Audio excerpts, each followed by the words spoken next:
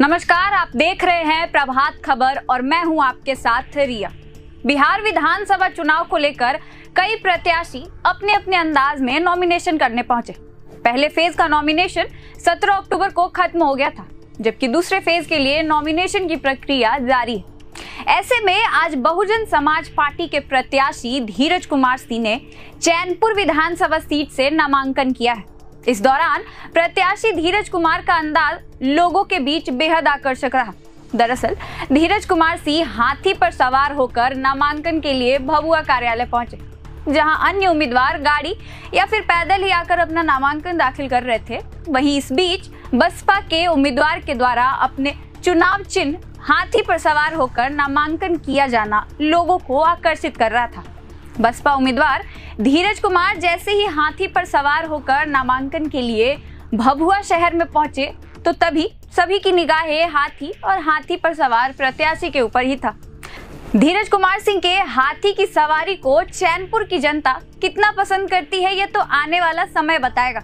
लेकिन नामांकन के दौरान उनका यह अंदाज लोगों के बीच चर्चा का सवाल रहा। दरअसल चैनपुर विधानसभा सीट बहुजन समाज पार्टी के लिए काफी महत्वपूर्ण सीट मानी जाती है, और ऐसा इसलिए क्योंकि पिछले विधानसभा चुनाव में बहुजन समाज पार्टी को पूरे बिहार में मात्र एक चैनपुर सीट पर ही जीत दर्ज हुई थी। पिछले बार बहुजन समाज पार्टी के टिकट पर चुनाव जीतने वाले जमा खान इस बार जदयू में शामिल हो गए हैं। इसके बाद बहुजन समाज पार्टी ने चैनपुर से धीरज कुमार सिंह को अपना उम्मीदवार बनाया है। नामांकन करने पहुंचे धीरज कुमार सिंह ने कहा कि बसपा का चुनाव चिन्ह हाथी अब चैनपुर से चल दिया है, जो कि नामांकन करने के बाद सीधे विधानसभा में ही जाकर रुकेगा।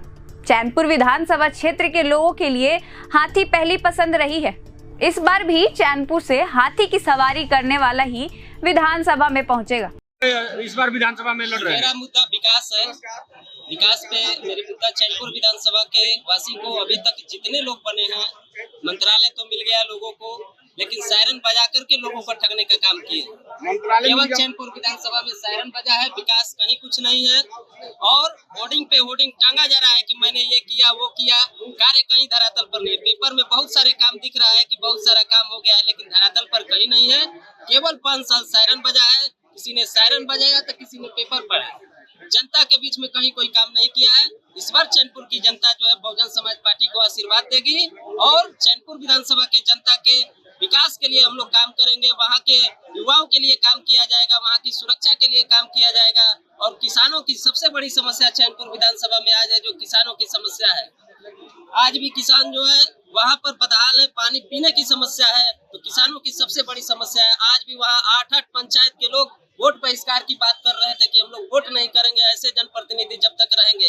तो 8 पंचायत के जनता ने उनको ऐसे ही निगलेक्ट कर दिया है। उन लोगों को मौका दे दे करके किसी को 3 बार दिया, किसी को 1 बार दिया, 2 बार दिया। सभी लोगों ने सायरन बजाया और झूठा वादा किया और ठगने का काम किया। विधानसभा में कैसे सामना करेंगे? दोनों मंत्री वहाँ हैं। मंत्री केवल लोगों लगा है, केवल मंत्री का सायरन बजाए लोग, कहीं विकास नहीं किए हैं। जनता खुद अपना जवाब दे। किससे लड़ाई मांग रहे हैं? लड़ाई हमारी किसी से नहीं है। लड़ाई बहुजन समाज पार्टी से ही कोई लड़ेगा तो लड़ेगा, यहाँ पर और किसी से लड़ाई नहीं। वो तो कह रहे हैं कि 300 रोड बनवाए हैं, मेडिकल कॉलेज का ही हो रहा है, शिलान्यास होगा। हवा में बनवाए होंगे, पेपर में बनवाए होंगे, पेपर में है। उन्होंने रुपये का निर्माण की बात कही, मेडिकल कॉलेज की बात कही, कहाँ पर है? केवल आश्वासन दिए हैं, कहीं कुछ नहीं है। पेपर में होर्डिंग टांग दिए कि हम ये बनवा रहे हैं वो बनवा रहे हैं, कहीं कुछ नहीं बना।